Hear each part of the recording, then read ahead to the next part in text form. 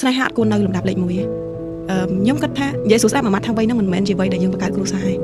ខ្ញុំករណីខ្ញុំគិតថាដោយសារតែ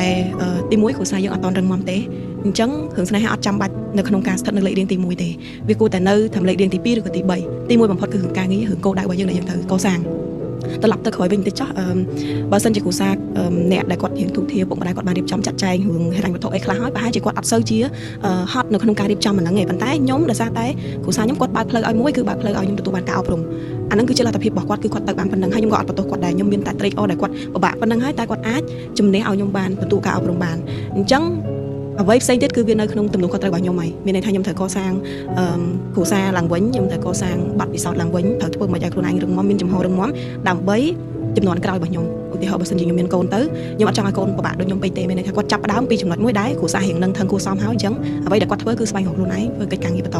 អញ្ចឹងត្រឡប់មកវិញបើគាត់ក្មេងៗស្រីៗដែលគាត់គិតគូររឿងស្នេហាក៏គាត់អត់ខុសដែរគ្រាន់តែថាវាអាស្រ័យទៅលើស្ថានភាពគ្រួសាររបស់គាត់បើសិនជាគាត់ស្ថិតនៅក្នុងស្ថានភាពស្រៀងខ្ញុំលើកទឹកចិត្តថាអត់គួរឲ្យស្នេហានៅលំដាប់លេខ1ទេ